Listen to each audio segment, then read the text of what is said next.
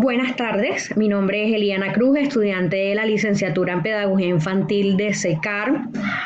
En la modalidad virtual, en la tarde de hoy les estaré hablando con respecto a los tipos de discapacidad que reconoce la Organización Mundial de la Salud, entendiendo primeramente discapacidad como la falta o limitación de algunas o varias habilidades físicas o mentales que la persona tiene y que le dificulta, por ende, desarrollar las actividades de su vida cotidiana. Como primera discapacidad o tipo de discapacidad encontramos la discapacidad visual.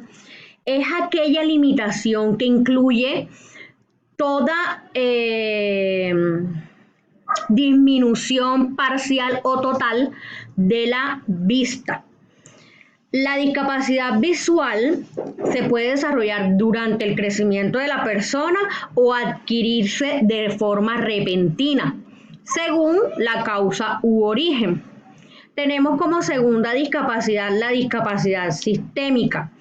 Esta discapacidad hace referencia a las condiciones de salud, es decir, al sistema inmunológico de la persona. En cuanto a enfermedades crónicas y graves, un ejemplo de esas enfermedades puede ser el cáncer o enfermedades de la piel que le impida a la persona interactuar en sociedad o realizar las actividades de su vida cotidiana. Como tercera discapacidad tenemos el trastorno del espectro autista, TEA. Es un cúmulo de trastornos los que afectan el desarrollo, el neurodesarrollo de la persona desde una temprana edad. Entre esas dificultades encontramos las interacciones sociales. A la persona se le dificulta interactuar de manera social, comunicarse, tener práctica del lenguaje, y también dificulta el comportamiento de la mente y es de origen biológico únicamente. Como cuarta discapacidad tenemos la discapacidad física. Es toda aquella limitación motriz que involucre cualquier parte del cuerpo y las acciones que esa parte del cuerpo puede realizar.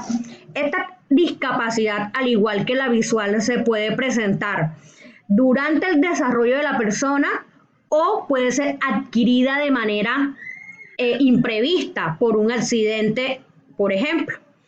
Como quinta tenemos la discapacidad intelectual. La discapacidad intelectual es aquella que se desarrolla durante la vida de la persona y es antes de los 18 años que aparece. Tiene que ver con limitaciones relevantes, o sea, limitaciones muy importantes en el funcionamiento intelectual, como la poca comprensión que tienen los estudiantes en cuanto a la parte académica o comportamiento social.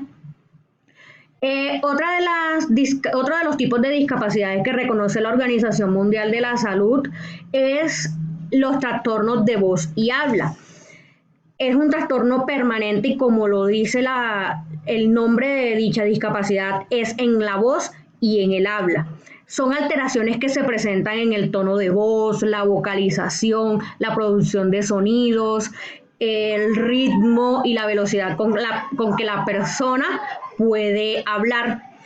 Esto dificulta la comunicación verbal, ya que no es posible que la persona pueda transmitir dichos mensajes de manera verbal, valga la redundancia, y es una dificultad que, si se torna grave, puede llegar a la tartamudez. La tartamudez, pues, es la discapacidad más grave en este tipo de discapacidad. Tenemos también la discapacidad auditiva. La discapacidad auditiva es aquella limitación en la que la persona tiene inconvenientes para recibir los sonidos. Está la persona que es sorda y se comunica con lenguajes de señas, y la persona que es sorda y se comunica de manera verbal a través del español como segunda lengua. También tenemos como última discapacidad la sordoceguera. Es la combinación que incluye la persona que tiene dificultades auditivas y dificultades visuales. Puede ser de forma parcial o total. Muchas gracias. Eso es todo por hoy.